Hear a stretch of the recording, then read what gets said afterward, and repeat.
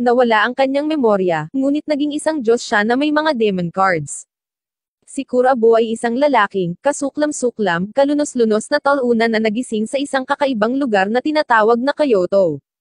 Isang kakaibang robot ang sumalubong sa kanya, binanggit ang kanyang hiling na natupad dahil natalo na niya ang hari, at ngayon ay bumalik na siya sa totoong mundo. Si Kurabo ay nalilito, iniisip na nasa isang higanteng isla siya na tila panaginip. Naaalala niya na gumugol siya ng huling 2 taon sa pakikipaglaban araw-araw, laban sa mga kalaban sa isang laro ng barahan na pinangalan ng Rebuild, at ngayon ay nakausap na ni Kurabo ang boss, si Himo, na isang robot na may digital na utak lang. Sinabi ni Himo na nawala ang kanyang katawan ilang taon na ang nakakalipas, at matagal nang pinapanood si Kurabo. Gayunpaman, nais ni Himo na kunin ang utak ni Kurabo at ilagay ang kanyang sariling isip doon. Nataranta si Kurabo at sinubukang tumakas, ngunit sinimulan siyang habulin ng robot. Pagkaraan ng ilang sandali, tumakas si Kurabo mula sa isang robot ngunit napunta sa isang lugar na tinatawag na Neo Kyoto kung saan nakilala niya ang isa pang robot. Sinabi ng robot kay Kurabo na ang silid na ito ay parang utak ng Neo Kyoto, isang virtual reality na lungsod na ginawa ng isang malaking kumpanya. Ang isipan ng mga tao ay konektado sa lungsod na ito, kapag natutulog sila sa pamamagitan ng mga espesyal na kapsule tulad ng Matrix. Nalaman ni Kurabo na dati siyang bahagi ng sistemang ito, at ang paggising ay nangangahulugang malaya na siya rito. Nagagalit siya dahil napagtanto niya na ang kanyang buong buhay ay isang kasinungalingan, at ang hari na kanyang natalo ay talagang ang pangunahing utak ng lungsod. Dinala ng makina si Kurabo sa Central Control Unit kung saan nakita niya si Kika, ang kanyang nakababatang kapatid na babae. Ipinaliwanag ng makina na kailangan ng Neo Kyoto ang malalakas na manlalaro na konektado sa utak para patuloy na tumakbo, at ang mga laban ang magpapasya kung sino ang pinakamahusay. Tinalo ni Kika ang hari pagkatapos ni Kurabo, at naging bagong hari at pangunahing utak. Nagtataka si Kurabo kung bakit hindi nila siya ginamit, at sinabi ng sistema na pinili siya ng boss para sa isang espesyal na dahilan. Nagpasya si Kurabo na kailangan niyang iligtas ang kanyang kapatid, ngunit ang tanging paraan na magagawa niya ay sa pamamagitan ng pagbabalik sa virtual reality world. Gayunpaman, mayroong isang error sa system, at ang mga alaala ni Kurabo ay tinanggal. Sa kabila ng pagkakamali, sinabi ni Himo na ang pagsasama ng kapangyarihan ni Kurabo at Kika ay magpapalakas sa hari. Makalipas ang ilang segundo, nagising si Kurabo sa isang hardin na wala ang kanyang mga alaala. Ang tanging nasa isip niya ay ang labanan ng hari. Nakita namin ang isang babae na nagngangalang Akira. Nasa rooftop siya at kumakanta ng isang kanta, at ipinaliwanag na lahat ay may hiling ngunit para matupad ito, kailangan nilang makipaglaban gamit ang mga rebuild card at mangolekta ng 21 chips para harapin ang hari. Nakatanggap si Akira ng mensahe mula sa laro na nagsasabing mayroon siyang 1 linggo upang kumpirmahin ang kanyang paglahok sa laro. Si Akira pagkatapos ay lumayo, na binanggit na dapat siyang makahanap ng isang bagay. Bigla na lang siyang hinabol ng isang lalaki. Ang lalaki ay naglulunsad ng isang pag-atake gamit ang isang card, ngunit siya ay gumagamit din ng isang card upang gumawa ng isang magic shield upang ipagtanggol ang kanyang sarili. Sinubukan niyang tumakbo muli ngunit muntik nang mabangga si Kurabo, ngunit nalaglag ni Kurabo ang kanyang tinapay. Tinapakan ito ng galit na lalaki at hiniling kay Akira na ibigay sa kanya ang kanyang key chips. Sinubukan ni Akira na tumanggi, na binanggit na ang lalaki ay hindi makakaligtas laban sa kanya sa isang laban. Pagkatapos si Kurabo ay biglang lumapit sa lalaki. Sinabi niya na ang tinapay ay umiiyak, at ang lalaki ay nabigla, na tinatawag siyang walang utak. Bumunot siya ng kutsilyo, ngunit hiniwa ito ni Kurabo gamit ang kanyang card. Biglang nagpakita ang isang pulang bungo na demonyo sa likod ni Kurabo. Nagtataka ang lalaki, ngunit mabilis siyang tinapos ng demonyo. Pagkatapos ay nagsimulang magdasal si Kurabo para sa tinapay, at nag-aalok si Akira na bumili si Kurabo ng bago. Tinatawag niya itong isang mahusay na manlalaro. Gayunpaman, tumugon si Kurabo na wala siyang alam tungkol sa mga card. Ipinaliwanag sa kanya ni Akira na tinatawag silang build divide. Ginamit nila ang mga ito upang mabuhay sa lungsod na pinamumunuan ng hari. Ipinahayag ni Akira na kailangan nila ito upang magbigay ng mga kahilingan sa lungsod. Gayunpaman, nalilito si Kurabo. Dinala siya ni Akira sa isang open area para magpaliwanag pa. Tumawag si Akira ng robot para gumawa ng hadlang, at ipinaliwanag niya na magkakaroon sila ng card battle para matuto siya habang naglalaro. Ipinakita ni Akira ang kanyang card holder at sinabing mayroon silang 41 card. Ang susi sa tagumpay ni Kurabo ay ang kanyang territory card na naglalaman ng isang ace. Sinabihan siya ni Akira na kumurap ng 2 beses na ina-activate ang kanyang scout lens. Ngayon ay nakikita niya ang kanyang mga istatistika at mga buhay ng labanan na nasa anyo ng mga bituin. Si Akira, gamit ang kanyang territory card, ay tinawag ang kanyang ace na si Lara at sinabihan si Kurabo na gawin din ito, at ang kanyang ace ay pinangalan ng Blammy. Nauuna si Kurabo, at ipinaliwanag ni Akira na kailangan niyang maglagay ng card sa energy zone para gumamit ng 3 energy point. Pagkatapos ay maaari siyang maglaro ng isa pang card na may kulay na tumutugma sa enerhiya. Naglalagay si Kurabo ng card sa energy zone at nagsasabing accept na nagpapakita ng unit ng card na pinangalan ng Nadia. Binalaan siya ni Akira na kung maubusan siya ng lakas, hindi na siya makakapaglaro. Hiniling niya sa kanya na salakayin siya ng direkta, at inalis ni Nadia ang isa sa kanyang mga bituin. Pagkatapos ay ibinunyag ni Akira na kung ang lahat ng bituin sa buhay ay bumagsak sa 0 at siya ay kumuha ng isa pang tama, siya ay matatalo. Ngayon ay turn na ni Akira, at ipinakita niya kung paano gumagana ang laro gamit ang Ravian Moonlight card para alisin si Nadia ni Kurabo. Nagulat si Kurabo, at ipinaliwanag ni Akira na kapag naglalaban ang mga unit, natatamo nila ang pinsala batay sa kanilang kapangyarihan. Naglaro si Kurabo ng isa pang card na tinatawag na Partial Dealer, at tinalo ang Ravian ni Akira, na inalis ang isa pang buhay ni Akira. Ipinaliwanag niya na ang kakayahan ni Ravian ay naglilipat ng kanyang mga punto sa buhay sa zone, na nagpapataas ng kanyang lakas sa 5. Ginagamit niya ito para i-activate ang kanyang territory card, na ginagawang mabuhangin na lugar na may base ng artillery. Ipinaliwanag ni Akira na kung sino ang mag-maximize ng kakayahan ng kanilang unit ang siyang mananalo.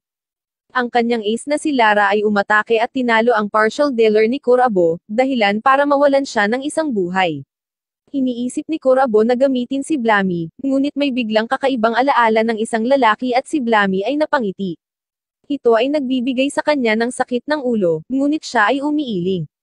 Ipinagpatuloy niya ang paglalaro, ngunit bigla siyang nakakuha ng pangitain na tanggalin ang card na kaka-activate niya, nawawala ang kanyang turn. Nataranta si Akira pero patuloy na naglalaro. Ginagamit niya ang kakayahan ng kanyang card para umatake ng 2 beses, sinisira ang card ni Kurabo. Nawalan ng isang buhay si Kurabo para sa unang pag-atake, ngunit ang pangalawang pag-atake ay tumama sa isang trigger card na dahilan upang mawalan siya ng isang karagdagang buhay. Ipinaliwanag ni Akira na mayroon siyang 12 trigger cards sa kabuuan, at random na itinalaga ang mga ito sa kanyang mga puntos sa buhay. Kung siya ay hindi pinalad, maaari siyang makakuha ng 5 trigger cards sa kanyang mga puntos sa buhay, na magpapatalo sa kanya sa laro na may 6 na hit lamang. Nanganganib si Kurabo, nawala ng buhay at sumasakit ang ulo. Bigla siyang may nakausap na misteryosong lalaki na nagsasabi sa kanya na hindi siya matatalo. Naririnig din niya ang mga tinig na sumisigaw, "Talunin mo siya. Talunin ang hari." Bigla niyang naalala ang ilang alaala. Ipinahayag niya na matatalo niya ang hari, at isinuot niya ang kanyang hood at humingi ng paumanhin kay Blammy sa paghihintay sa kanya. Pumili siya ng card at inactivate ang kakayahan ni Blammy dito. Dumidilim ang paligid na nagpapatakot kay Akira. Binago ng pagkilos ni Kurabo ang kanyang ace na si Blammy, na nagbigay sa kanya ng isang cool na sandata. Gumagamit siya ng Build a Rise para baguhin ang arena, nagdadala ng mga higanteng estatwa at isang misteryosong nilalang na nagpapakita ng isang higanteng orasan. Ang lugar ng labanan ay nahahati sa 2 zone. Pinawi ng kakayahan ni Blammy ang mga unit ni Akira, habang ginagampanan ni Kurabo ang Black Knight card na Razor. Una niyang inalis ang pag-atake kay Akira. Sa kabutihang palad, wala itong trigger card, kaya isang buhay lang ang nawala. Nagulat si Akira na si Kurabo ay nagsisimulang maglaro ng laro tulad ng isang pro, at nagtanong kay Kurabo tungkol sa kanyang nakaraan at kung bakit sinabi niyang gusto niyang talunin ang hari, pero nanatiling tahimik si Kurabo. Ngayon ay turn naman ni Akira. Naglalaro siya ng card at gamit ang kakayahan ng kanyang ace, kinokopya niya ang card. Ang card ay may isang malaking unit ng mga armas, at pinalaki niya ang napakalaking pinsala ng bawat armas, inalis ang Razor. Napangiti si Kurabo, sinasabing siya ay nagsisimula ng makuha ang buong laro. Tinanong ni Akira si Kurabo kung alam niya kung paano talunin ang hari. Sinasabi niyang alam niya ito at nag-aalok na sabihin sa kanya kung matalo siya, na tila imposible dahil si Kurabo ay may 2 buhay at isang unit na si Blammy, habang si Akira ay may 6 na buhay at isang card na pinangalan ng Sofia na maaaring mag-shoot ng 2 hit na pag-atake. Ngunit kailangan niya ng burst trigger card para sa 2 hit na iyon para matapos ang laro. Siya ay naglalaro ng Sofia card, na sinasabi kung si Kurabo ay matalo dito, hindi niya maaabot ang hari. Muli siyang kinausap ng misteryosong lalaki, na sumasang-ayon. Inutusan ni Akira si Zophiya na salakayin si Blammy. Mayroon maikling flashback si Kurabo tungkol sa misteryosong lalaki, at gamit ang mabilis na timing, ina-activate niya ang mga kakayahan ni Blammy, kinontra at inaalis si Sofia. Ngayon ay turn na ni Kurabo, at siya ay naglalaro ng partial dealer na sinundan ni Blammy, na nagpapaalis kay Akira ng 3 buhay. Napagtanto ni Akira na hindi siya maaaring manalo gamit ang kanyang mga kasalukuyang card, ngunit nagpatuloy parent siya. Nil-arrow niya ang kanyang ace na si Lara, inaatake ang partial dealer at inaalis ito. Hindi niya matalo si Blammy dahil napakalakas niya, at kaya niyang buhayin ang mga unit. Iniisip ni Akira kung pinoprotektahan ni Blammy si Kurabo. Ginagamit ni Kurabo ang kakayahan ni Blammy na buhayin ang Rivermore. Inalis nito si Lara, at tiwala pa rin si Akira dahil mayroon na siyang 3 buhay na natitira. Ngunit ipinaliwanag ni Kurabo na 80% ang mga pagkakataong tapusin siya ng 2 burst trigger. Inutusan niya ang Rivermore na salakayin si Akira, at sa kasamaang palad, may burst trigger, dahilan para mawalan siya ng mga natitirang buhay. Si Kurabo ay nanalo habang ang battle zone ay nabasag. Iniisip ni Akira na natagpuan niya ang tamang tao upang maabot ang hari. Pabalik sa lungsod, nangako siyang bibilhan si Kurabo ng lahat ng tinapay na kailangan niya kapalit ng kanyang chips. Ipinaliwanag niya ang espesyal na labanan na tinatawag na rebuild kung saan maaaring hamanin ng isa ang hari. Para magawa iyon, kailangan nila ng 21 key chips para makumplito ang isang key. Kapag nakuha na nila ito, maaari nilang labanan ang hari at mapagbigyan ang kanilang hiling. Sinabi ni Kurabo na wala siyang anumang nais, ngunit ibinahagi ni Akira ang kanyang nais at hiniling sa kanya na isama siya sa kanyang paglalakbay. Tinanggap niya ang kanyang key chips, at hiniling ni Akira sa robot na irehistro siya bilang opisyal na challenger. Kinaumagahan, kumuha si Akira ng tinapay at pumunta sa lugar ni Kurabo, isang maliit na tolda sa ilalim ng tulay, na ikinagulat niya nang matuklasan niyang doon siya nakatira. Ibinibigay niya sa kanya ang tinapay, habang tinatamasa niya ang kanyang kape sa umaga. Tinanong ni Akira kung pumapasok ba siya sa paaralan or may ginagawa sa buhay, ngunit walang maalala si Kurabo, kahit na ang lungsod na kanilang kinaroroonan. Habang naglalakad, ipinaliwanag ni Akira na nasa lungsod sila na tinatawag na Nyuk kung saan ang build divide ang nagpapasya sa lahat. Kung magaling ka, makakakuha ka ng mga pribilehiyo, ngunit kung hindi, magdurusa ka sa labas ng distrito, lahat salamat sa batas ng hari. Naghihintay sa traffic light, tinitingnan ni Akira ang mga istatistika ng mga tao at sinabing walang kalaban sa malapit. Nagtanong si Kurabo kung paano niya ito nalaman, at sinabihan niya itong kumurap ng 2 beses, at ngayon ay nakikita na rin niya ang mga istatistika ng mga tao. Dinadala niya siya sa paaralan kung saan siya nakasuot ng uniforme, ngunit hindi pa rin ito maalala ni Kurabo. Plano nilang tingnan kung nakarehistro siya ng may nagpakitang babae, na nagpapasalamat kay Akira sa pagbabalik kay Kurabo, at pinipilit niyang dalhin siya sa kanyang klase. Masaya si Akira na may nakakakilala kay Kurabo, kaya nagpasya siyang tumuon sa paghahanap ng impormasyon sa mga kalapit na challenger. Isang babae na nakikipag-usap sa kanyang mga kaibigan ang napansin na si Kurabo ay isang challenger, at minarkahan siya. Pagkatapos ng mga klase, sinabi ni Akira kay Kurabo na may iba pang mga challenger sa paaralan. Tiwala si Kurabo na mananalo siya, kaya humahanap sila ng isa. Tinanong ni Akira kung bakit gusto niyang talunin ang hari, at sinabi lang ni Kurabo na gusto lang niya itong talunin. Wala silang mahanap na challengers nang lumitaw si Yori, ang babae kanina, na humihingi ng away. Pumusta siya ng isang key chip, ngunit itinaya ni Kurabo ang 3, na sinalungat ni Akira, ngunit tiwala siya sa kanyang sarili, at sinisimula na nila ang laban. Kapag nalikha na ang battle zone, at iginuhit ni Yori ang kanyang territory card, ipinatawag ang kanyang ace na si Larko. Ipinatawag ni Kurabo ang kanyang sariling ace na si Blammy. Unang umatake si Yori gamit ang isang card na tinatawag na hanep, gumawa ng mga pagsabog na tumama kay Kurabo, na tumapos sa kanyang 2 buhay, ang isa ay isang burst trigger. Sa kanyang turn, si Kurabo ay inactivate si Nadia, na tumapos din ng isang buhay ni Yori. Nagpatawag si Yori ng isang anghel na nagpapalakas sa kapangyarihan ni Hana, na nagpapalakas ng pagsabog. Naalis si Nadia, at sinaktan ng anghel si Kurabo, kaya nawalan siya ng panibagong buhay. Sa turn ni Kurabo, naglalaro siya ng card na tinatawag na Vina at dino-duplicate ito ng isa pang copy card, na parehong umaatake sa mga unit ni Yori. Nagulat si Yori at naglaro ng card para bigyan si Larko ng armor at isang espada, na nag-activate ng Build Arise. Ang kanyang teritoryo ay nagiging isang kuta ng langit. Gusto ni Yori na i-activate ang kakayahan ni Larko ngunit nakita niya ang posibilidad na laban sa kanya, kaya tinapos niya ang kanyang turn. Ipinatawag muli ni Kurabo si Nadia at naglaro ng Magician card, inalis ang lahat ng puntos ni Larko, at inalis siya. Pagkatapos ay inatake ni Nadia si Yori, dahilan upang mawalan siya ng mas maraming buhay. Napagtanto ni Akira, na nanunood, na maaaring mas mahina si Yori. Sa kanyang turn, si Yori ay nagpatawag ng 2 unit ng card. Inalis ng una si Nadia, at ang pangalawa ay inatake si Kurabo, na ikinaalis ng isa sa kanyang mga buhay. Isang burst trigger ang kumukuha ng panibagong buhay, ngunit sa kabutihang palad, ang isang shot trigger ay nagbibigay daan kay Kurabo na maglaro ng missile na tumama sa unang unit ni Yori at nagtapos sa kanyang turn.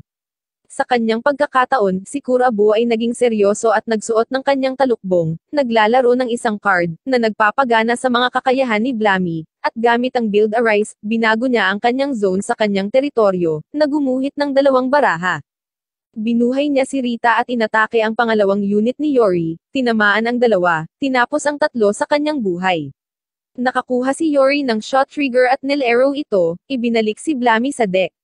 Ngayon ay turn na ni Yori. Inalis niya si Rita gamit ang isang card, nawalan din ng sariling card. Inaatake ng pangalawang card ang buhay ni Kurabo, at hindi natuloy ang mga plano ni Yori gaya ng inaasahan, at natatakot siya habang naranasan niya ang kadiliman ni Kurabo. Naglalaro si Kurabo ng steel card, ibinalik si Blammy at muling binuhay si Rita. Inatake nila si Yori gamit ang 2-hit attack kasama ang burst trigger, na kumukuha ng 3 life point. Biglang naalala ni Yori ang kanyang mahirap na buhay sa labas ng distrito at tumangging bumalik doon. Isinaaktibo niya ang kanyang kakayahan sa teritoryo, bumunot ng 2 baraha, pinabalik si Larko, binibigyang kapangyarihan siya, at inaatake si Blammy, na inalis siya. Pagkatapos ay inatake niya si Rita at ang buhay ni Kurabo, na nag-iiwan sa kanya ng isang buhay. Ngayon ay umaasa si Yori na walang buster card si Kurabo. Handa niyang gamitin ang kapangyarihan ni Larko para harangan ang anumang pag-atake, na pinapanatili ang kanyang natitirang 2 unit na naka-standby. Depende sa kung paano maglaro si Kurabo, maaari siyang manalo, ngunit sinabi ni Kurabo na ito na ang kanyang katapusan.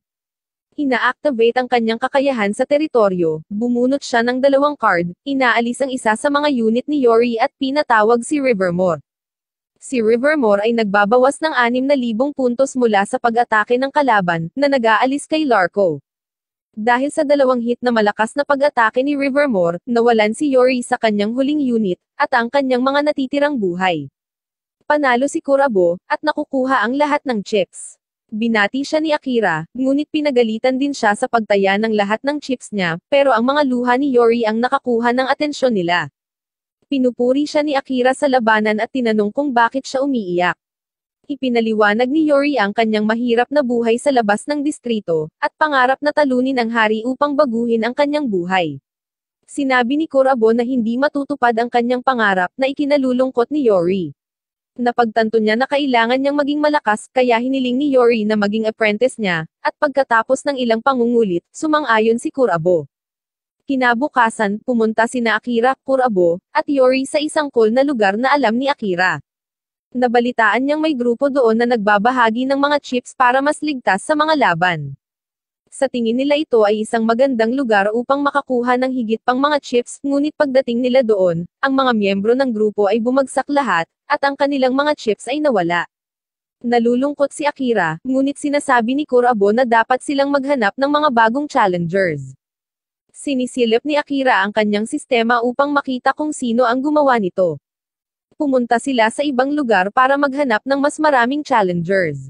Nagulat sila, na mayroong malaking grupo ng mga tao sa labas na sumisigaw para sa mga karapatan ng card player. Nagtataka si Akira kung mayroon sa kanila ang may chips nang sabihin sa kanya ni Yori na nawawala na naman si Kurabo.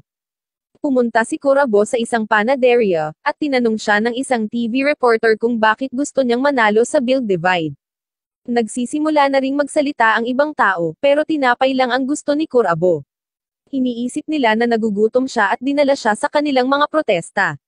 Sumusubok si Kurabo na lumayo, sa kabutihang palad, isang lalaki ang tumulong sa kanya na makatakas. Nagpasalamat siya sa lalaki at pumunta sa bakery. Hinahanap ni Akira at Yori si Kurabo, ngunit wala siya doon. Nakatanggap si Akira ng mensahe mula sa kanyang lihim na katulong, si Sean. Nagdahilan siya at pinuntahan siya sa isang restaurant. Tinanong ni Akira si Sean kung alam niya kung sino ang kumuha ng chips. Binigyan siya ni Sean ng folder na naglalaman ng lahat ng impormasyon. Ang magnanakaw ng chip ay pinangalan ng Enchong. Sa gabi, si Enchong, ang taong nagligtas kay Kurabo, ay interesado sa kanya. Sinusundan niya ang tahanan ni Kurabo at nalaman ang bahay niya sa isang tolda. Pagkatapos ay inalok siya ni Kurabo ng kape. Hindi gusto ni Enchong kung paano tinatrato ng lipunan ang mga taong hindi mahusay sa Build Divide, at sa tingin niya ay hindi ito makatarungan. Sinabi ni Kurabo na okay siya dito, ngunit nais ni Enchong na baguhin ang mga bagay. Sinabi niya na dapat niyang talunin ang hari, at bago umalis, sinabi niya kay Kurabo na hanapin siya kung kailangan niya ng anumang tulong. Kinagabihan, tinawagan ni Akira si Enchong. Sinabi niya sa kanya na alam niya ang lahat tungkol sa kanya, kung saan siya nakatira, ilang taon na siya, maging ang kanyang blood type at ang kanyang mga kapatid. Galit na galit si Enchong sa pagbanggit ng kanyang mga kapatid, at hiniling na malaman kung sino siya, pero gusto lang ni Akira na may hamanin siya. Kinaumagahan, hinihintay ni Kurabo at Yori ang challenger na sinabi ni Akira na makipagkita sa kanya. Nasisiyahan si Yori sa tanawin habang naghihintay sila, at pagkatapos ay nagpakita si Enchong. Hindi siya masaya na si Kurabo ang challenger, at ipinagmamalaki ang kanyang 7 chips. Iniisip ni Enchong na mali si Kurabo sa pamamagitan ng pagnanais na maging hari sa halip na talunin ang hari. Kahit na hindi iyon ang layunin ni Kurabo, gusto lang niyang gawin ang sarili niyang mga gusto at hamanin si Enchong sa isang tunggalian. Sumang-ayon si Enchong, at nagtaya sila ng 4 na chips bawat isa, na ginagawa itong isang malaking showdown. Binabago ng robot ang lugar sa isang battle zone. Inilabas ni Enchong ang kanyang deck at ipinatawag si Leon, ang kanyang ace. Ipinatawag ni Kurabo si Blammy. Habang nag-aaway sila, dumating si Akira, at sinabi ni Yori sa kanya na si Enchong ay sobrang galit na galit. Nagulat si Akira at hindi alam kung bakit. Sa ngayon, 4 na buhay ang nawala kay Enchong, at kay Kurabo ay wala pang nawawala. Tinanong ni Enchong si Kurabo kung anong gusto niya sa hari, ngunit gusto lang ni Kurabo na talunin niya ang hari. Nagalit si Enchong, iniisip na nagsisinungaling si Kurabo. Inactivate niya ang kapangyarihan ni Leon at ginawang malalim na kanyan ang lugar. Patuloy na umaatake si Leon kahit tapos na ang turn ni Enchong, na ikinagulat ni Akira. Inihayag ni Enchong ang espesyal na kapangyarihan ni Leon na nagpapahintulot sa kanya na mag-atake muli ng sabay-sabay pagkatapos ng anumang pag-atake. Inalis ni Leon ang lahat ng unit ni Kurabo at inatake si Kurabo, na tumapos ng 3 buhay. Ngayon, 4 na buhay na lang ang natitira kay Kurabo, at 5 naman kay Enchong. Nag-aalala sina Akira at Yori dahil kailangan ni Kurabo ng magandang pagkakataon para manalo. Sa kanyang turn, si Kurabo ay nagsuot ng kanyang hood at sinabing hindi niya hahayaang pigilan siya ng sino man na maabot ang kanyang layunin. Ginagamit niya ang kapangyarihan ni Blammy, bumunot ng 2 card, at umaasa sa Buster card. Nakuha niya ang isa, ngunit isang buhay ang kabayaran nito. Inatake ni Nadia si Enchong, inalis ang isang bituin. Sa turn ni Enchong, inutusan niya si Leon na salakayin si Blammy, ngunit pantay lang ang kanilang lakas. Sa susunod na turn, pinalakas ni Kurabo ang kapangyarihan ni Blammy, ngunit ganoon din ang ginawa ni Enchong para kay Leon.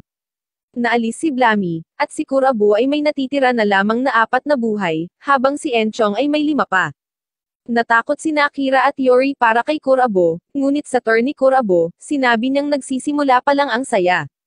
Ginagamit niya ang kapangyarihan ng kanyang teritoryo para bumunot ng 2 Buster card, inalis ang lahat ng unit ni Enchong, at tinawag si Rizor para wakasan ang buhay ni Enchong. Sa kanyang isip, naalala ni Enchong ang mga bangkay ng kanyang mga mahal sa buhay at naglalaro ng ilang baraha para buhayin si Leon at atakehin si Kurabo. Si Leon ay tumapos ng 2 buhay, ngunit isang shot trigger ang lumabas, at si Kurabo ay naglaro ng isang trump card, isang skeleton demon, upang maalis muli si Leon. Nagtataka si Enchong kung bakit napakalakas ng paglalaro ni Kurabo. Sa turn ni Kurabo, binuhay niya si Blammy at kinuha ang isa sa mga buhay ni Enchong. Hindi sumuko si Enchong at naglaro ng 2 decoy card. Inaatake niya ang buhay ni Kurabo, nag-iiwan sa kanya ng isang buhay. Ngunit ginagamit ni Kurabo ang kapangyarihan ni Blammy para buhayin si Rivermore na binabawasan ng 6,000 ang buhay ng unit ni Enchong.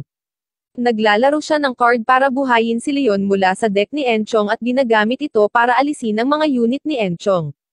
Pagkatapos sa 2 hit ni Rivermore, 2 beses niyang inatake ang buhay ni Enchong, na iniwan siyang walang buhay. Napagtanto ni Enchong na si Kurabo ay seryoso sa pagnanais na talunin ang hari. Pagkatapos ay inalis ni Leon si Enchong, at si Kurabo ay nanalo sa labanan, na nakakuha ng 4 pang chips. Inamin ni Enchong ang pagkatalo, at sinabing lalakas siya para baguhin ang buong lungsod. Sinabihan siya ni Kurabo na umalis kung hindi niya gusto ang lungsod. Nagulat ang lahat, at iniisip ni Yori na nagbibiro si Kurabo at sinabing walang anumang bagay sa labas ng Neo Kyoto, na nagpapagulat kay Kurabo. Si Akira, na nakaupo sa kanyang karaniwang pwesto, ay nakita na mayroon silang 8 chips ngunit mahaba pa ang lalakbayin upang maabot ang hari. Kinabukasan, hiniling ni Yori kay Kurabo ang ilang matinding pagsasanay dahil gusto niyang maging kasing lakas niya.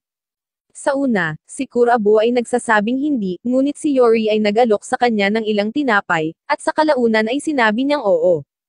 Samantala, pagod na si Sean sa maraming pagbabasa nang dumating ang isang babae na nagngangalang Rizor, na nagsasabing gusto niyang makita si Kurabo. Sinabi sa kanya ni Sean na ito ay isang problema, ngunit binyantaan niya itong dalhin siya kay Kurabo, at atubili siyang sumang-ayon, basta't ito ay nakakaaliw. Ang paraan ni Kurabo para sanayin si Yori ay makipaglaban siya para sa tinapay. Matapos manalo ng ilan mula sa kanilang mga seniors, nakatanggap siya ng abiso para sa isang espesyal na item. Parehong si Kurabo at si Yori ay pumunta upang hanapin ang tindahan, habang si Akira, na hindi makumbinsi sa kanila na ito ay hindi matinding pagsasanay, ay umalis upang humanap ng mga challengers. Narating ni Yori at ni Kurabo ang isang abandonadong kalsada, at hinanap ni Yori ang tindahan. Nang nagpakita si Kika at nagsimulang makipag-usap kay Kurabo, hiniling ni Kika kay Kurabo na makipaglaro sa kanya. Sinabi niya na kung matatalo niya siya, bibigyan niya siya ng mga espesyal na pagkain na ibinabagsak niya. Malapit na itong masalo ni Kurabo nang magbago ang buong lugar, at tumawa si Kika, sinabing nahulog siya sa kanyang mga panlilinlang. Pumasok si Yori at nagtanong kung nasaan sila, at nagalit si Kika, ginamit ang kanyang kapangyarihan para bitagin si Yori sa pader, na nangangakong pakakawalan siya kapag natapos na ang laban. Nagpaikot si Kika ng trumpo para magpasya kung sino ang unang maglalaro, at napunta ito kay Kurabo. Tinanggap niya ang tunggalian at ipinatawag si Blammy. Ipinatawag din ng dalaga ang kanyang ace na si Margaret.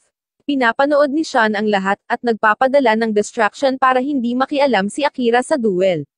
Naglaban sina Kurabo at Kika, at mabilis na inalis ni Kika ang unit ni Kurabo, si Nadia. Sumunod si Kurabo sa pamamagitan ng pagtatakda ng isang unit na nagsisilbing pangaakit at pinipigilan siyang matamaan. Nag-cheer sa kanya si Yori, ngunit naglabas si Kika ng isang unit ability, isang judgment scale, na nagpapahintulot sa kanya na kontrahin ang kanyang pag-atake gamit ang mga barya na bumababa dito. Si Kurabo ay tumangging magpasindak at inatake siya ng kanyang decoy unit. Turn pa rin niya, at tinitigan niyang mabuti si Kika, na nakamaskara. Nakikita niya ang malabong alaala ng isang batang babae ngunit hindi niya ito gaanong pinapansin, at nagpatuloy sa pakikipaglaban. Ina-activate niya ang kakayahan ni Blammy at binago niya ang zone. Kahit papaano, excited na si Kika na makita ang zone niya at si Blammy. Si Kurabo ay kumukuha ng 2 card para sa mga buster card ngunit isa lang ang nakuha niya, na nagdulot sa kanya ng isang buhay. Nagdaragdag ito ng isa pang barya sa sukat ng paghatol ni Kika. Para tapusin ang kanyang turn, ginamit niya si Blammy para alisin ang isa sa mga unit ni Kika, na dinadala silang 2 sa 8 buhay bawat isa. Dumating ang turn ni Kika, at isinaaktibo niya ang mga kakayahan ng kanyang ace, gamit ang Build a Rise upang baguhin ang kanyang zone sa isang lugar na tinatawag niyang Shrine of Justice. Gamit ang dalawang barya mula sa sukatan ng paghatol, inalis ni Margaret si Blammy, nakakuha ng 5,000 kapangyarihan, at tumapos ng 2 buhay mula kay Kurabo. Sa kabutihang palad, may trigger shot na ginagamit niya para sirain ang isa sa mga unit ni Kika. Sa kanyang turn, nakita muli ni Kurabo ang batang babae at si Kika, ngunit hindi niya ito pinansin at naglaro, bumunot ng 2 baraha. Nagagawa niyang alisin si Margaret, ngunit nagdaragdag ito ng barya sa sukat ng paghatol. Pagkatapos ay natapos niya sa pamamagitan ng paggamit kay Rizor para salakayin si Kika, na tumapos ng 1 buhay mula sa kanya. Si Akira, sa kabilang banda, ay sumusunod sa decoy na itinakda ni Sean sa mahabang panahon at nagsimulang malaman na maaaring ito ay isang distraction. Tinitingnan niya sina Kurabo at si Yori, para lamang matuklasan na offline ang kanilang lokasyon. Kaya't tumakbo siya pabalik upang hanapin sila, tiyak na ito ay maaaring gawin lamang ni Sean, kapag nakaramdam siya ng isang pamilyar na presensya sa malapit. Sa kanyang turn, si Kika ay nagagalak pa rin at inilabas ang isa sa kanyang mga unit, si Elisa. Gamit ang Judgment Coin, ibinalik niya si Margaret, at ang barya ay muling nagbigay sa kanya ng 5,000 kapangyarihan at 1 hit.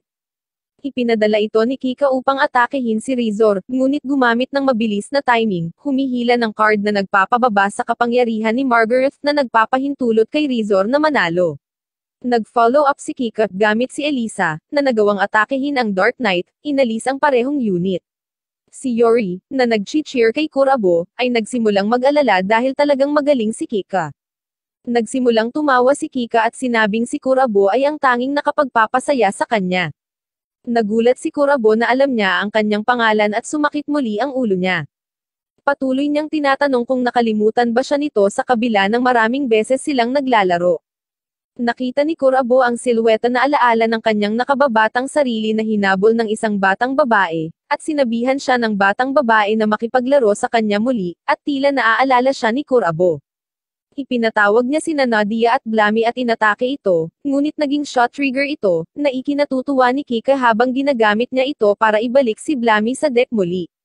Ngayon ang kanyang turn, at tinanong niya si Kurabo kung gusto pa rin niya ang mga pagkain, at sinabi sa kanya na huwag sumunod sa mga estranghero sa paligid dahil mayroon silang mga paboritong merienda.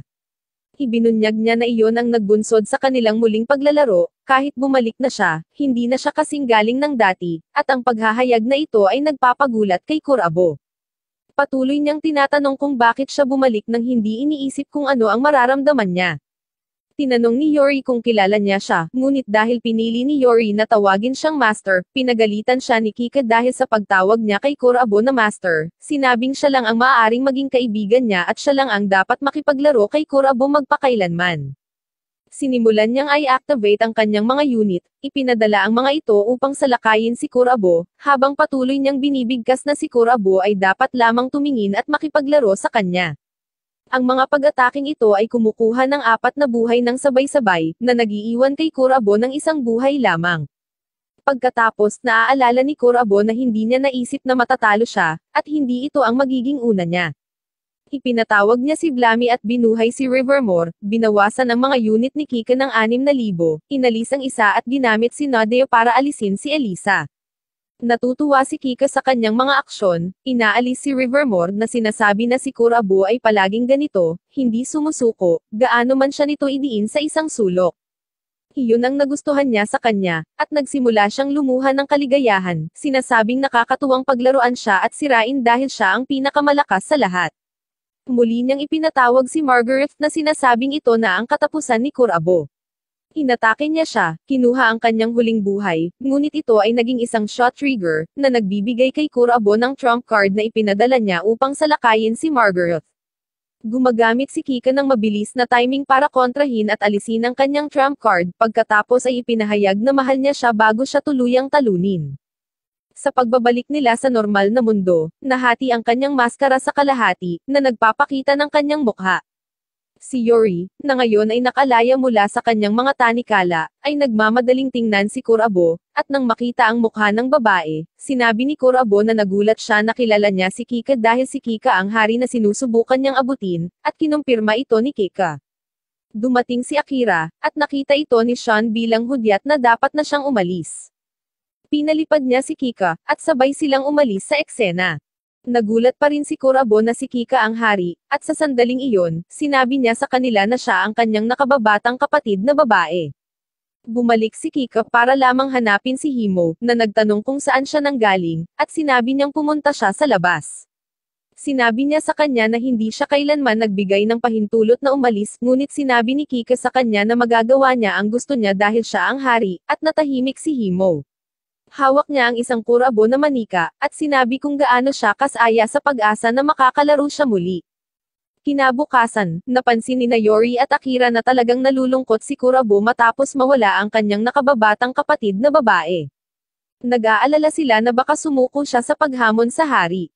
Sa kabilang banda, naglalaro si Kika ng isang manika na may parehong mga card tulad ni Kurabo, kasama si Blami.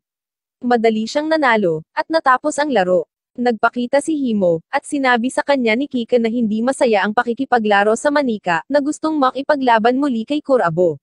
Ngunit sinabi ni Himo na hindi niya ito kaya at kailangan niya ng pahinga, na sinang-ayunan niya. Nakatulog si Kika na may mga cable sa paligid niya, umaasang makikitang muli si Kurabo. Mamaya, pinagalitan ni Himo si Sean sa pagdadala kay Kika kay Kurabo noong isang araw. Sinabi ni Sean na huwag mag-alala, dahil bahagi ito ng pagpapalakas ni Kurabo para sa pangarap ni Himo. Umalis siya, sinabing mangingisda siya. Sinubukan ni Akira at Yori na pasayahin si Kurabo, na sinasabi sa kanya na maghanda para sa susunod na challenger. Tinanong ni Akira kung talagang ayaw niyang hamanin ang hari dahil ito ay kanyang maliit na kapatid na babae. Umalis si Kurabo, sinasabi sa kanila na iwanan siya. Pumunta siya sa ibang lugar para mangisda, at nandoon na si Sean, ngunit hindi sila nag-uusap. Maya-maya, pumunta sina Akira at Yori sa isang restaurant. Nangako si Akira ng mga cake kay Yori kung mananatili siya para sa isang strategy meeting para tulungan si Kurabo na maging masaya muli. Natutuwa si Yori sa kanyang cake, habang si Akira ay nagtatanong kung sa tingin niya ay kakaiba si Kurabo. Sinabi ni Akira na hindi siya makapaniwala na ang hari ay nakababatang kapatid na babae ni Kurabo, sa pag-aakalang ito ay maaaring isang kasinungalingan dahil walang maalala si Kurabo. Hindi iniisip ni Yori na ito ay isang kasinungalingan, at ang paraan ng kanyang pag-uugali ay hindi isang malaking bagay. Ang sabi niya ay absent-minded lang si Kurabo, at sumang-ayon si Akira at naalala ang isang sandali kasama si Kika, ngunit nang tanungin ni Yori kung ano ang nangyari, sinabi niyang sa kanya na lang iyon. Sa kabilang banda, nagpa siya si Sean na kausapin si Kurabo. Sinabi niya na ang pangingisda ay mahusay para sa paglimot sa mga alalahanin, ngunit tila naaabala si Kurabo. Sinabihan siya ni Kurabo na tumahimik, ngunit patuloy na nagsasalita si Sean. Sinabi niya na ang pangingisda ay maaaring magdala ng takot na matalo, na lumilikha ng trauma ng pagkatalo. Iniisip ni Sean na pinagdadaanan iyon ni Kurabo. Itinatanggi ito ni Kurabo, ngunit mayroon siyang mga flashback ng pagkawala ng kanyang kapatid na babae at iba pang mga alaala. Habang dumidilim, bumabalik ang mga alaala ni Kurabo habang naaalala niya ang paglalaro ng Build Divide kasama si Kika noong bata pa siya, na laging natatalo. Sinabi niya kay Sean na si Kika lang ang taong hindi niya kayang talunin. Hinihikayat siya ni Sean na huwag sumuko, na sinasabing maaari siyang maging mas malakas at talunin si Kika. Nagpa siya si Kurabo na talunin ang hari, si Kika. Umalis si Sean, na humiling sa kanya ng pinakamahusay. Bumalik sa Akira at Yori, iniisip pa rin nila kung paano pasasayahin si Kurabo. Nagpa siya si Akira na ihayag ang lokasyon ni Kurabo para gawin siyang target ng mga challenger, umaasa na mapapalakas nito ang kanyang kumpiyansa. Hindi sumang-ayon si Yori, humihiling na bigyan ng oras si Kurabo para makapagpahinga, ngunit ibinunyag ni Akira ang lokasyon sa lahat ng challengers na nangangako ng 8 chips para talunin siya. Nang maglaon, natagpuan nila si Kurabo na nangingisda pa rin. Nagalit si Akira, iniisip na nangingisda lang siya, at itinapon niya ang lahat ng isda sa ilog. Bago magsimula ang isang argumento, tinanong ni Yori si Kurabo kung may mga challenger na dumating. Inamin ni Akira na siya ang nagpadala sa kanila. Sinabi ni Kurabo na lahat sila ay mahihina at ibinibigay ang lahat ng kanilang mga chips kay Akira. Habang nagbibilang siya, napagtanto niyang nanalo pa siya ng 3, na naging 11. Tumayo si Kurabo, sinabing hindi siya naliligaw ng landas, at planong talunin ang hari. Hiniling sa kanya ni Akira na mangako, itinaya ang lahat sa kanya, at tiniyak ni Kurabo na gagawin niya ito. Pagkatapos nito, isang lalaking nagngangalang Keito ang nagtanong kay Enchong tungkol sa pagkatalo sa kanyang mga estudyante, at inamin ito ni Enchong. Hiniling ni Keito sa isa sa kanyang mga estudyante, si Obro, na hamanin si Enchong sa isang labanan. Nang maglaon, nagising si Enchong sa isang silid at nakita doon sina Yori, Akira, at Kurabo. Ipinaliwanag ni Akira na nasa bahay niya sila, at natagpuan ni Kurabo si Enchong sa harap ng kanyang tolda at dinala siya doon. Tinanong ni Yori si Enchong kung ano ang nangyari, at sinabi niyang siya ay nasa isang labanan. Ipinaliwanag ni Enchong ang pagharap sa pangkat ng sorcery ng Neo Kyoto University na pinamumunuan ni Keito, ang propesor ng card. Una nang ipinadala ni Keito ang kanyang mga estudyante, lahat ay natalo ni Enchong, ngunit naobserbahan ni Keito ang kanyang mga galaw upang mahulaan ito, at sa huli ay nanalo. Inihayag ni Enchong na kinukuha ni Keito ang mga tao mula sa labas ng distrito para sa mga eksperimento. Nagpa siya ang grupo ni Kurabo na maghayganti laban kay Keito para sa ginawa niya kay Enchong, na ikinagulat niya na handa silang tumulong. Kinabukasan, pumunta sila sa laboratorio ng pananaliksik kung nasaan si Keito, ngunit nananatili si Enchong, dahil nakita na nila ang kanyang mukha at hindi dapat ilagay sa alanganin ang misyon. Sasali siya mamaya, na kunwari interesado sa pag-aaral. Kinausap sila ni Keito tungkol sa departamento at nag-order ng kape. Kapag nag-aalok ng kape kay Akira, dumaan ito sa kanyang mga kamay at natapon. Hinayaan lang ito ni Keito at pinapanta ang isang mag-aaral upang linisin ito, habang may ibang dapat magbigay sa kanila ng paglilibot. Ipinaliwanag ng estudyante na nagsasaliksik sila ng mahiwagang gamot, dahil naniniwala silang magagamit ang build divide para sa mga labanan at layuning panggamot. Maya-maya, napansin ni Yori na nawawala si Akira. Sinasabi ng guide na posibleng naligaw si Akira papunta sa banyo, ngunit si Kurabo, na nakadama ng kasinungalingan, ay inilabas ang kanyang card at nawala ng malay ang gabay. Tinawag ni Yori si Enchong, at sinabi nila sa kanya na kinuha si Akira. Nagpa siya si Kurabo na hanapin siya, habang sinusubukang pigilan siya ni Yori. Siya ay hindi sinasadyang natisod, na itulak ang kamay ni Kurabo upang hawakan ang isang libro, na nagbunyag ng isang lihim na lugar sa ilalim ng lupa. Nakahanap sila ng mga tao sa mga kama, mga test subject ng Magic Research Lab. Bigla silang kinausap ni Keito sa pamamagitan ng isang speaker, nagbabala na sumuko kung gusto nilang mailigtas ang kanilang mga buhay, at pinalibutan sila ng mga estudyante niya. Si Kurabo, gamit ang isang card, ay lumikha ng isang butas upang makatakas at iligtas si Akira ng mag-isa, na iniiwan sina Yori at Enchong upang harapin ang iba. Samantala, nasakir ni Keito si Akira, nakatali, inihayag ang kanyang espesyal na katawan na ginagawang perpekto para sa kanyang mga eksperimento. Dumating si Kurabo, hinahamon si Keito sa isang tunggalian. Tinanggap ito ni Keito, tinali si Akira sa isang puting pader bago ang labanan. Si Kurabo ay tumaya ng 11 chips, at si Keito ay nag-all-in na may 5 chips. Ipinatawag ni Keito ang kanyang ace na tinatawag na Rebecca, at tinawag ni Kurabo si Blammy. Nais ni Keito na maging hari upang baguhin ang mundo gamit ang mahiwagang gamot.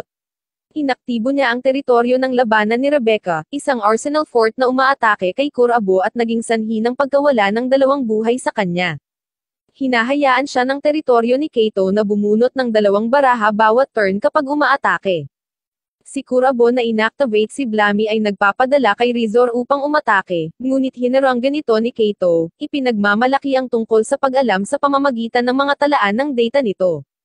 Nagtataka si Akira sa data record na binanggit ni Keito. Inihayag ni Keito na, batay sa mga ulat na isinumite ng ilan sa mga challenger ni Kurabo na mga estudyante ni Keito, alam niya ang tungkol kay Kurabo. Si Kurabo ay may 6 na buhay, at si Keito ay may 9.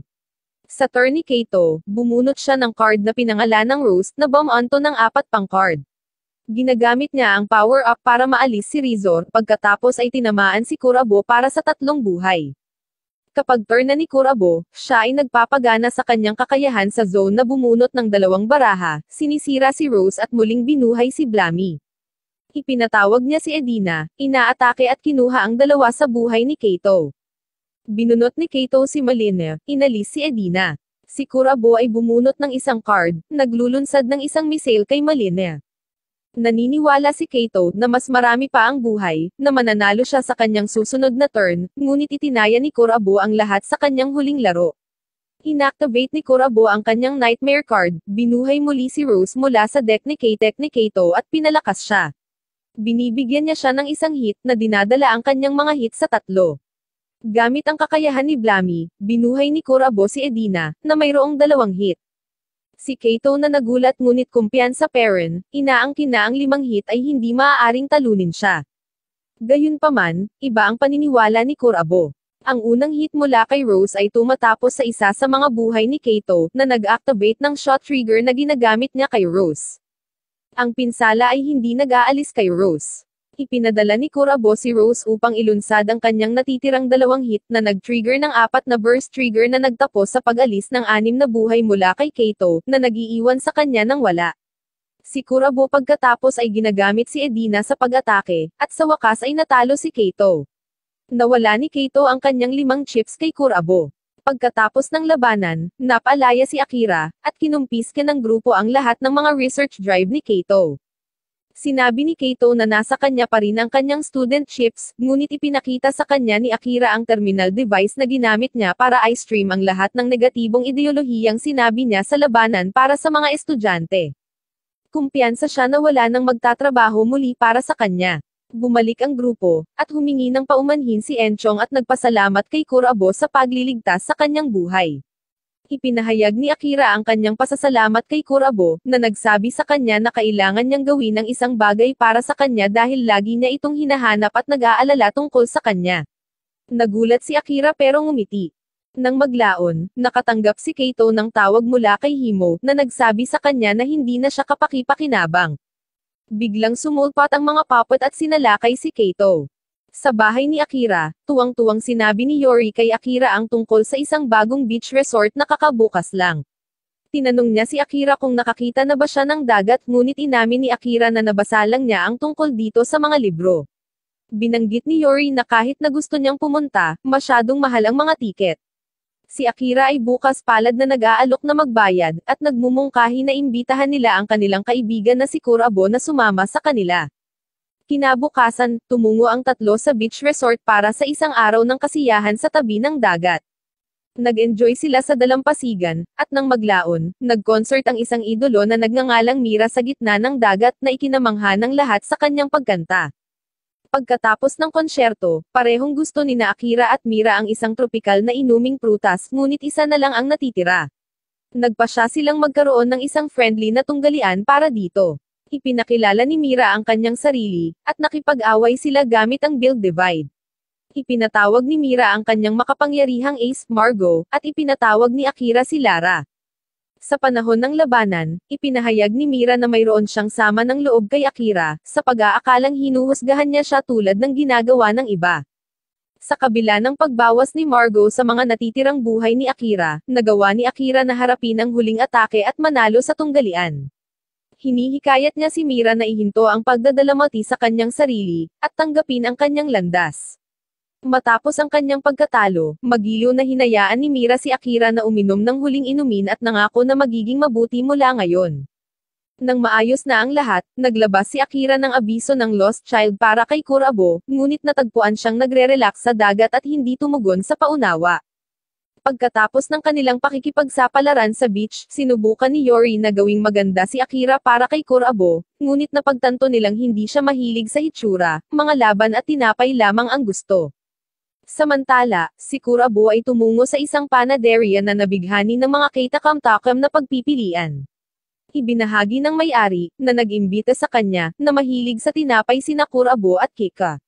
Noong bata pa sila, ipinakita niya sa kanya ang isang larawan ng pagkabata na nagpapakita na hindi sila mapaghihiwalay, hanggang sa paghiwalayin sila ng mga isyu sa pamilya. Nahirapan si Kika dito, umiiyak nang malaman niya ito. Si Kurabo ay nabalisa sa emosyonal na sandali. Nang maglaon, nagpasalamat si Kurabo sa may-ari at nagtungo sa shrine kung saan siya unang nagising.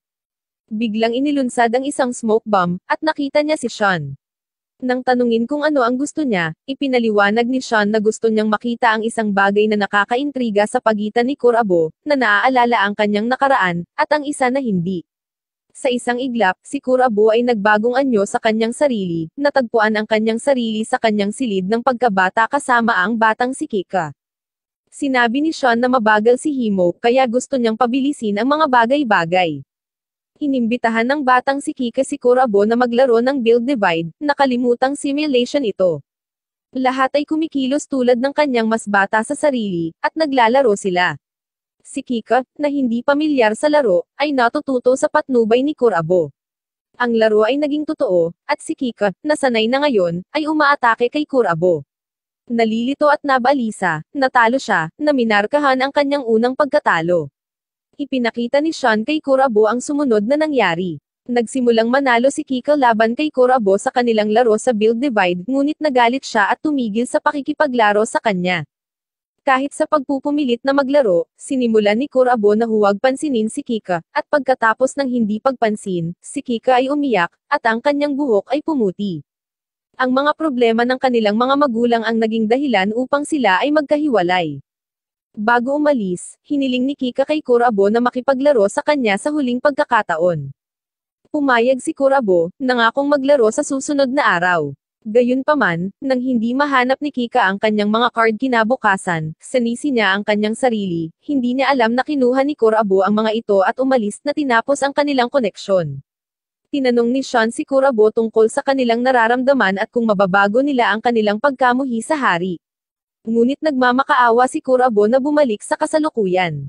Habang nasa shrine, nahanap ni Kurabo ang mga card ni Kika kung saan niya itinago ang mga ito, napagtanto na siya ang palaging kontrabida sa kanilang kwento. Sa gabi, ginulat ni Kurabo sina Akira at Yori, na nanalo ng 3 pang chips. Iginiit ni Akira na sundan siya para kumuha ng tinapay, na nagpapaalala sa kanya ng hilig niyang mawala. Isang flashback ng batang si Kika ang naglalaro sa isip ni Kurabo, at pinayagan niya si Akira na sumama sa kanya. Tinanong niya ang kanyang bagong nahanap na pagganyak, na nagmumungkahi na maaaring siya ang kanyang nakababatang kapatid na babae, ngunit nilinaw ni Kurabo na si Kika ang may hawak ng papel na iyon. Determinado siyang kolektahin ang natitirang chips, abutin ang hari, at labanan si Kika. Samantala, sabik na naghihintay si Himo kay Kurabo, nasa sabik sa nalalapit na labanan kay Kika. Nagbabala si Rina na nauubos na ang oras ni Kika, ngunit tuwang-tuwa pa rin si Himo sa sagupaan ni Kurabo at Kika. Kinabukasan, sobrang excited sina Akira at Yori dahil pagkatapos ng huling laban ni Kurabo, kailangan na lang nila ng isang chip para maabot ang hari. Binanggit ni Yori na ngumiti si Kurabo nang manalo siya ng chips, ngunit hindi napansin ni Akira. Si Yori ay nagsasalita tungkol sa kung paano naiiba si Kurabo ngayon, at siya mismo ang naghahanap ng mga challengers. May napagtanto si Akira at sinabing kailangan niyang pumunta sa isang lugar. Mamaya sa gabing iyon, inanunsyo ng system kay Akira na oras na para sa susunod na kalaban ni Kurabo. Nagsisimula siyang makaramdam ng kalungkutan tungkol dito. Kinabukasan, nakilala ng grupo ang challenger ni Kurabo, isang lalaki na nagngangalang si Kiro.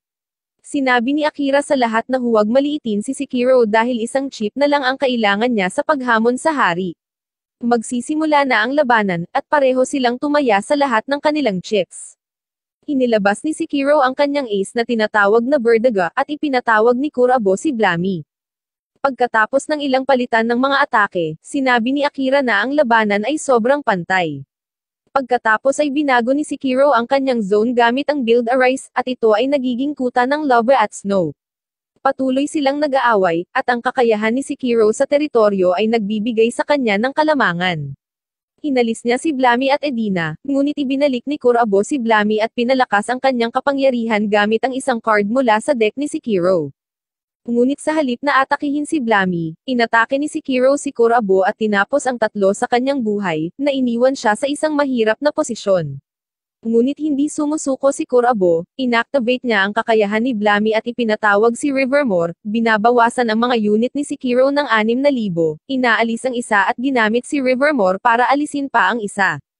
Ibinalik ni Kiro si Berdaga at pinalakas siya upang ilabas ang Black Dragon ni Kurabo. Pagkatapos ay inaatake niya si Kurabo, ngunit dahil sa isang shot trigger, gumagamit si Kurabo ng napakakul na trump card, isang demonyo na kumukuha ng mga card ni Kiro. Ngayon si Kiro ay may 5 buhay, at si Kurabo ay mayroon lamang isa. Tinanong ni Sekiro si Kurabo kung ano ang ibig sabihin ng kapangyarihan sa kanya, at sinabi ni Kurabo na ito ay tungkol sa pagharap sa hari, hindi mawawala, at manatili sa kanyang landas. Sa Rivermore at Blami, tinapos ni Kurabo ang buhay ni Sekiro at tinalo siya, nakuha ang chips ni Sekiro at nakumpleto ang 20 chips na kailangan para hamanin ang hari. Ito ay isang malaking panalo para kay Kurabo. Biglang naging susi ang 21 chips, at ibinigay ni Kurabo ang susi kay Akira, na nagsimulang magsalita tungkol sa pagtupad sa kanyang hiling, na nakalilito sa lahat. Bigla siyang nagpaalam kay Yori, at hinaranggan ni Kurabo ang kanilang dinadaanan at tumakbo para gamitin ang susi para maabot ang hari. Binanggit ni Akira na siya ay tulad ni Kurabo at ipinahayag na nagising siya nang walang naaalala, kahit ang kanyang sariling pangalan. Si Sean ay nagpakita, sinabi sa kanya na siya si Akira, at ibinigay sa kanya ang lahat ng mayroon siya. Ngayon na pagtanto niyang iba siya, hindi nagugutom or natutulog. Sinabi ni Sean na huwag mag-alala, ngunit nag-aalala si Akira dahil hindi pa bumabalik ang kanyang mga alaala. Ang tanging naaalala niya ay ang rebuild na labanan. Ibinunyag ni Sean na ibinigay lamang nila ang kalahati ng kanyang hiling nang talunin niya ang hari, na ginawa siyang isang kaluluwa lamang, hindi ang kanyang tunay na sarili. Nagtanong si Akira tungkol sa kanyang katawan, pinaghihinalaang ninakaw ito ng hari. Hindi makakatulong si Sean, kaya nagpasya si Akira na hamanin muli ang hari na gumawa ng bagong hiling at mabawi ang kanyang katawan at memorya. Binigyan siya ni Sean ng 3 chips, at nagpasya si Akira na maghanap ng makakalaban sa mga laban para sa kanya. Pagkatapos ng maraming laban, nakilala niya si Kurabo at napagtanto niyang siya ang tutulong sa kanya na mangolekta ng mga chips. Samantala, nalaman ni Enchong ang pagtataksil ni Akira at nagalit, naghinala na umalis na siya upang labanan ang hari. Mayroon isang flashback si Kurabo ng pagkahulog sa isang bangin. Pagkatapos mag-isip, tumayo siya at ipinahayag na hindi makukuha ni Akira ang kanyang hiling kung matatalo niya ang hari. Nais niya ng isang rebuild na labanan laban sa hari. Mamaya, dumating si Akira sa kinaroroonan ng hari, binubuksan ng mga tarangkahan gamit ang susi. Nadismaya si Kika na hindi dumating si Kurabo, ngunit hindi naabala si Akira. Tinawag si Kika na peke dahil sa pagnanakaw ng kanyang katawan at hinamon siya sa isang tunggalian, na tinanggap naman ni Kika.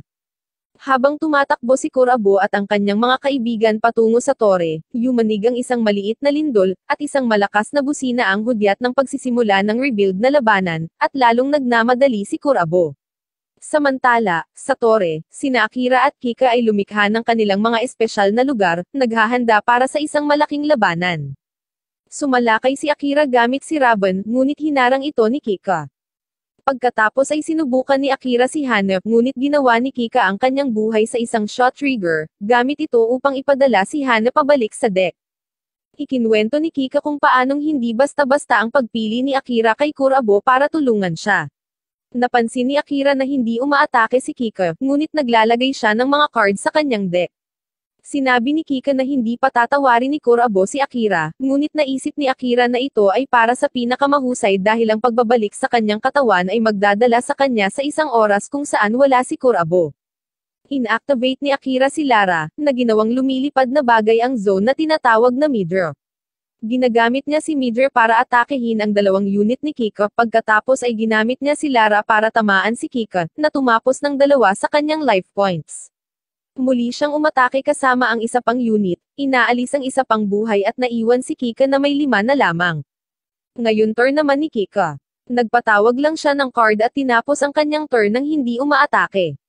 Tinanong ni Akira si Kika kung bakit hindi siya seryoso sa labanan. Ikinwento ni Kika ang tungkol sa kanyang oras kasama si Kurabo, na inilista ang lahat ng mga bagay na gusto niya tungkol sa kanya. Sumang-ayon si Akira, na ikinagalit ni Kika dahil sa palagay niya ay walang mas nakakakilala kay Kurabo bukod sa kanya. Ikinalulungkot ni Akira ang pagtataksil kay Kurabo, na nag-aalaga sa kanya, ngunit nagpatuloy siya. Ginagamit niya sina Lara at Midra para tapusin ang 2 pang life points mula kay Kika, naiwan siyang 3 life points na lang, ngunit mayroong shot trigger, at ginagamit ito ni Kika para i-activate ang isang counter unit, na pinipigilan si Akira na maabot ang kanyang buhay. Nadismaya si Kika at nagsimulang maglaro ng totoo. Si Kika ay gumawa ng isang napakalaking galaw sa pamamagitan ng paggamit kay Margaret, at binago ang kanyang zone sa Shrine of Justice, isang napakalakas na bagay na bago. Nagulat si Akira, at inalis ni Kika si Lara, hinaranggan ni Nadia si Midra, at pagkatapos ay inatake si Midra ni Margaret. Bumagsak si Midra sa lupa, at tumawa si Kika, sinabing wala na ang lahat ng unit ni Akira, at nag-iisa na lang siya at palaging mag-iisa. Ngunit si Akira ay mayroon pa ring siyam na buhay at hindi sumusuko. Inilabas niya si Hana at lumaban si Lara sa pamamagitan ng pagtawag ng isa pang Lara. Ina-activate muli ni Akira ang Midra at lumaban, inalis ang dalawa sa mga unit ni Kika. Pagkatapos ay ginamit niya si Hana upang kunin ang isang buhay mula kay Kika, na iniwan siya ng 2 life points na lamang. Sinubukan ni Kika na atakihin si Akira gamit si Margaret, ngunit ginamit ni Akira ang kanyang Midra para harangan ito, at naalis si Midra. Nagdesisyon si Akira na pumili ng card para sa kanyang turn, ngunit hindi ito maganda, kaya tinapos niya ang kanyang turn. Ngayon turn naman ni Kika. Bumunot siya ng espesyal na card at sinabi kay Akira na medyo lamang lang siya sa life points. Gamit ang kanyang espesyal na card, sa tuwing magpapadala si Akira ng isang unit, tumataas ang kapangyarihan ni Kika. Sinabi ni Kika na dapat itigil ni Akira ang pagsasabing pagmamay-ari niya ang katawan, kung hindi niya maalala ang mga alaala. Inilabas ni Kika sina Elisa at Rona, at gamit si Elisa, siya ay naglunsad ng 2 hit na pag-atake kay Akira, na tumapos ng 2 sa kanyang buhay. Ngunit ang isang buhay ay isang shot trigger, at ginagamit ito ni Akira upang alisin si Elisa. Nagtuloy sa pag-atake si Kika, at sinabing wala nararamdaman si Akira para sa kambal niyang si Kurabo, kahit nakambal sila. Ayon kay Kika, si Akira ay isang manika lamang na ipinanganak mula sa kanya at ang kanyang pangarap na magkaroon ng katawan ay hindi matutupad. Tumawa si Kika at kinuha ang 3 sa buhay ni Akira sa puntong ito. Sumagot si Akira, sinasabing alam niya ang lahat ng ito ngunit gusto pa ring subukan. Napagtanto niyang iba siya, at mawawala man ang kanyang kapalaran, ayaw niyang sumuko. Samantala, nasa labas si Kurabo na sinusubukang pasukin ang gate gamit ang kanyang card, ngunit hindi ito gumagana. Si Sean, na nakakaalam na nandoon sila, ay nagpakita at nag-aalok ng tulong. Tinanong niya si Kurabo kung para kanino siya naruroon, at pagkatapos ng ilang pag-aatubili, sinabi ni Kurabo na para kay Akira na may isa pang lindol. Kinuha ito ni Sean bilang kanyang sagot at sinabi kung handa na si Kurabo, maaaring matapos ang kanyang pag-iral sa pagkakataong ito, at pumayag si Kurabo kung dadalhin siya ni Sean kay Akira. Bumalik sa pakikipaglaban, sinabi ni Kika kay Akira na ang kanyang hiling ay hindi pagbibigyan. Sa halip, siya ay mahihigop at mawawala. Tinanong ni Akira kung bakit siya nilikha ni Kika, at inamin ni Kika na ito ay dahil gusto niya ang isang hiling kaya nahati sila sa 2. Ito ay nagpalungkot kay Kika, at ayaw ng makarinig ng higit pa, naglunsad siya ng 2 hit na pag-atake kay Akira, na tumapos ng 3 sa kanyang life points. Sinabihan ni Kika si Akira na sumuko, ngunit tumanggi si Akira, na nagpahayag ng panghihinayang tungkol sa paggamit kay Kurabo para sa kanyang nais, ngunit iginiit na nais niya na makaramdam muli. Sa sandaling iyon, dumating sina Kurabo, Enchong, at Yori, salamat kay Sean. Sinubukan ni Kurabo na pigilan ang laban, ngunit pinilit ni Akira na mabawi ang kanyang katawan, sa paniniwalang hindi siya totoo kung wala ito. Tiniyak siya ni Kurabo, na sinasabing totoo siya sa kanya, at salamat sa kanya na naabot niya ito hanggang dito. Galit na galit si Kika at wawasakin na niya si Akira, ngunit nakialam si Kurabo, na sinasabing si Akira ay muling isinilang na may kaluluwa. Gayunpaman, sinabihan siya ni Akira na huwag mag-alala, dahil sa wakas ay naibigay niya ang kanyang hiling. Ginamit ni Kika si Margaret para sirain ang huling life points ni Akira, at siya ay naging mga petals, pinasasalamatan si Kurabo sa pagiging kasama niya hanggang sa wakas. Tapos na ang laban, at si Yori, nang makita ang pagkawala ni Akira, ay nagsimulang umiyak. Biglang nabawi ni Kika ang kanyang kalahati at naging mas malakas. Nagalit dito si Kurabo, na nagbigay ng damit ni Akira kay Yori upang hawakan at hinamon si Kika sa isang tunggalian. Tinanggap ito ni Kika, at ipinahayag ni Sean na magsisimula na ang tunay na labanan. Si Himo, na nanunood, ay nasa sabik na masaksihan ang tunay na kapangyarihan ng hari. Magsisimula na ang labanan, gayunpaman, sinimula ni Kurabo na alalahanin ang kanyang mga alaala, at napagtanto niya kung paano at bakit siya naririto. Pagkatapos maalala ito, sumalakay si Kurabo gamit si Vina, isang alagad ni Kurabo, na tumapos ng 3 life points kay Kika. Ngunit lumaban siya, ginamit si Rona para alisin ang alagad ni Kurabo at bawasan ang 3 sa buhay ni Kurabo. Ngayon ay pareho na silang 7 buhay ang natitira. Natutuwa si Kika dahil para lang sa kanya ang mga mata ni Kurabo, pero nagseryoso si Kurabo. Isinuot niya ang kanyang hood, inactivate si Blammy, at binago ang buong battlefield sa isang bagay na tinatawag niyang Tower of Trials, at iba na ang lugar gaya sa dati. Ipinatawag ni Kurabo si Rizor at inatake si Rona. Nagseryoso din si Kika, inactivate si Margaret at pinalakas ang kanyang mga unit. Ginagamit niya si Margaret para tanggalin si Rizor, ngunit si Kurabo ay bumunot ng Buster Card, iniligtas si Blammy at ginamit siya para alisin si Rona. Gustong-gusto ni Kika ang hamon, sinasabing patuloy niya itong matatalo. Turn na ni Kurabo, at inactivate niya ang Tower of Trials, ipinatawag si Mothra, at binuhay si Aryan. Inatake ni Aryan si Margaret, inalis siya, at sinaktan ni Mothra si Kika, na ikinawala ng 4 sa kanyang buhay.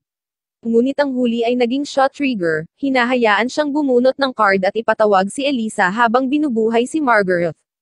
Sinabi ni Kika na ito na ang kanilang huling labanan, na nagpaplanong selyuhan si Kurabo sa loob niya at maglaro ng magkasama magpakailanman.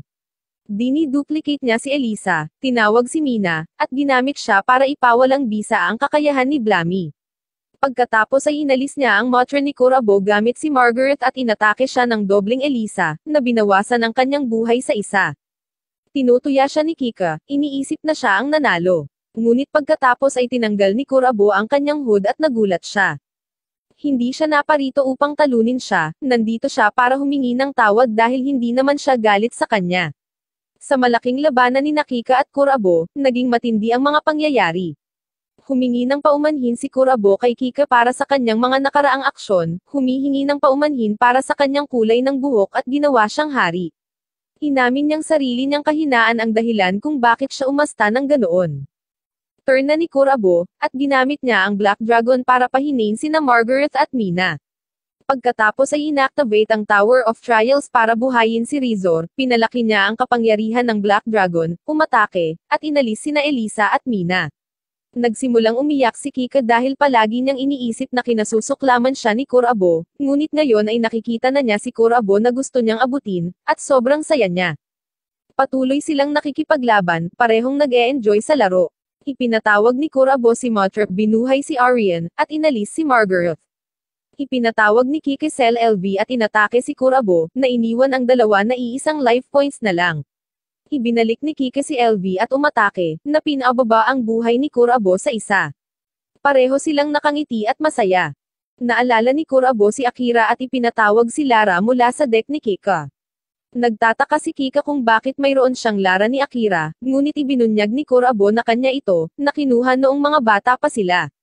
Ginamit niya si Lara, umaatake kasama ang Black Dragon, at pareho nilang inalis ang isa't isa nang walang laman ang field ni Kika. Ipinahayag ni Kurabo na pinalakas niya siya tulad ng pagpapalakas niya sa kanya. Ginagamit niya si Blammy para manalo sa laban, pero may flashback. Natagpuan ni Kika ang kanyang sarili na nakulong, at sinabi ni Himo sa kanya na ayalay ang kanyang katawan sa hari. Pinipigilan niya ito, ngunit kalaunan ay sumuko, na nilikha si Akira sa kanyang isip bago naging si Kika ang hari.